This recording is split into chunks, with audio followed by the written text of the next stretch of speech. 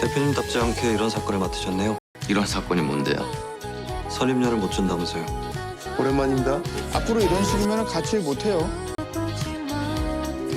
안주영은 감정 빼고 일한 9년 차이지만 점점 감정과 이성이 풍만해지고 있죠.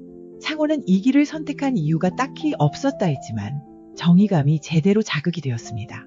하상기는 가르치는 일에 재능과 열정이 있음을 알았고 배문정은 모성에 넘치는 워킹맘이 되길 결정하고 있죠.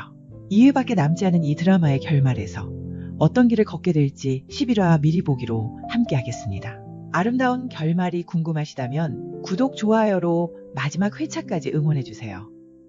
주영과 희지의 로맨스는 10년 전에 시작되어서 그런지 안정적인 중기에 들어선 연인이죠. 같은 직업에다 극T와 F의 차이를 잘 받아들여서인지 티키타카보다 서로 보완이 너무 잘 되고 있습니다. 주영은 점점 감정적인 사람이 되어가고 있는데 그건 대표와의 갈등에서 더 잘 드러나죠.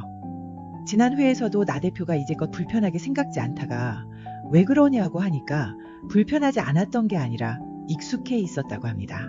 이제부터 문제가 있는 판단에 모른 채 하지 않고 태클 걸겠다는 말이죠. 그래서 예고편에 대표님답지 않게 이런 사건을 맡으셨네요. 대표님답지 않는 선택이라고 생각을 표현해버리죠. 이런 부딪힘이 어떤 결과를 가져다 줄지 모르고 이제 와서 폭주하는 게 아니겠죠? 그리고 희지가 대화 중에 굳이 9년 차라고 우기지 않고 이제 10년 차라고 인정하는 모습을 지적하는데요. 10년이나 됐으니 라는 전환점을 표현한 것이라고 봅니다. 10년 차엔 독립을 해봐야지 라고 맘먹고 있었던지 아니면 최근에 마음의 변화들을 겪으면서 이제 독립하자라는 결심을 했던 것인지 아무튼 이제 때가 되었다는 표현이죠. 그럼 어떤 모습으로 독립할까요? 그 물꼬를 틀 사람은 형민법인의 고문입니다. 고문은 주영이가 똑똑하게 사건을 처리하는 것과 마음 씀씀이가 대표와 다른 것을 지난 회차에서 경험했죠. 먼저도 말씀드린 것처럼 고문이 애써 법인을 만든 건 돈 때문이 아니죠. 하고 싶은 일이 있기 때문인데요. 이 법인을 마음 맞는 사람으로 채우는 작업, 후보 1위가 안주영이겠죠. 같은 회사의 배문정은 아이도 지키고 점점 재밌어지는 이 일도 계속하기 위해 회사를 옮길 준비를 합니다.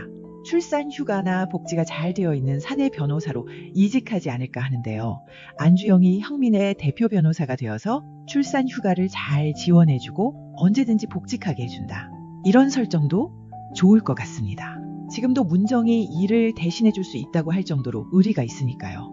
이제 자신의 일에 회의를 느끼고 있던 조창원에게 한 번 더 격한 고비가 오네요. 오랜만입니다. 앞으로 이런 식이면 같이 일 못해요. 매일 감방에 접견변으로 가서 모욕을 주었던 장수길이 또 사고를 치고 찾아왔습니다. 창원이를 콕 집어서 변호를 시키겠죠.